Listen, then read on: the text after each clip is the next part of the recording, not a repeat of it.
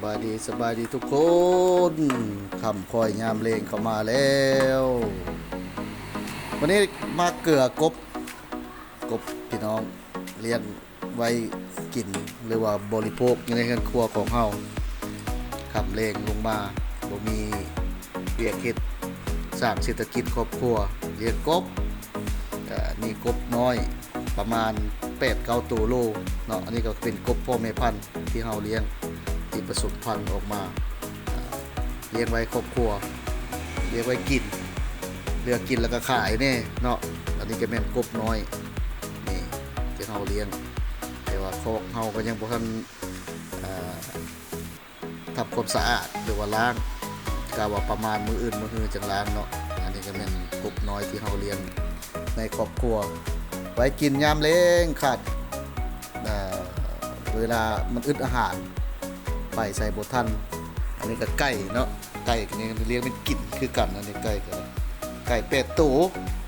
วดังนี้ตัวงามด้วยไก่เลยตื่นเช้ามาก็มีแต่เมียกับเกลือผัวบ่เฮ็ดหยังผัวตื่นเช้ามานึ่งข้าวเป่าพื้นเป่าไฟตักน้ำฉีดพื้นฉีดไฟเมียมีหน้าที่เกลือไก่เกลือกบ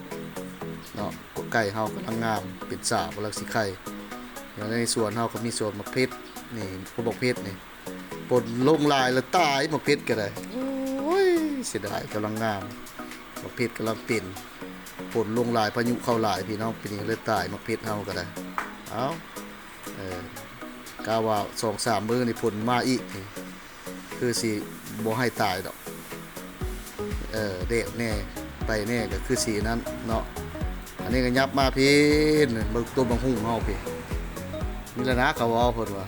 แม่ตายลูกยังกินนมอยู่อันนี้ก็สิตายเบิดล่ะตายแต่ยอดลงมาบ่ลูกบ่ดุกบาดนี้บังหุ่งเฮาก็ได้ว่าสิได้แนวป้อมบ่ได้ซักพี่น้องเสียดายตามคอมมาเซฟบังหุ่งนี่ก็เนาะนี่นะเพิ่นว่าเห็นบ่แม่คนเดียวเลี้ยงลูกหลายคนแค้นอัญะอยู่ต้นบังหุ่งเฮาก็ได้แล้วก็ไก่น้อยเฮากำลังจี้ตู่กำลังใหญ่ออกจากโคกแล้วเพิ่นก็ได้เนาะมะฮุ่งอันนี้ก็ลักสิเป็นต้นนี้ก็ได้อยู่แคมเฮือนก็ยับมาเพิ่นมีต้นมังกรอีกอยู่เฮือนนี่ก็ได้ปลูก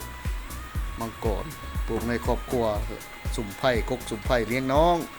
นี่อันนี้ก็เป็นมากแล้วมังกรเฮาได้กินนะพี่น้องเอ้ยได้กินแล้วก็มาแซ่บมากมังกรเฮาเนาะปลูกไว้กินในเครื่องครัวของเฮามีมากมังกรมีกบมีหน่อไม้นอกจากนั้นพี่อาหารเลงเฮาบาทนี่สุดท้ายจบด้วยการก้อยหอยอาหารเลงของเฮาหอยก้อยหอยแล้วพี่น้องตัวเลงมากินก้อยหอยน้ำกันก็ถือว่ารอบเลงมานี้ได้กินก้อยหอยเอาซ้ำนี้ก่อนมือเลงนี่บ่ได้กินอย่างดอกกินก้อยหอยแล้วย่ามือเลงบ่ได้กินคนก็ย่ากินก้อยหอยเอาเนาะพี่น้องสวัสดีก่อนเด้อพี่น้องเด้อขอบใจเลยล่ะ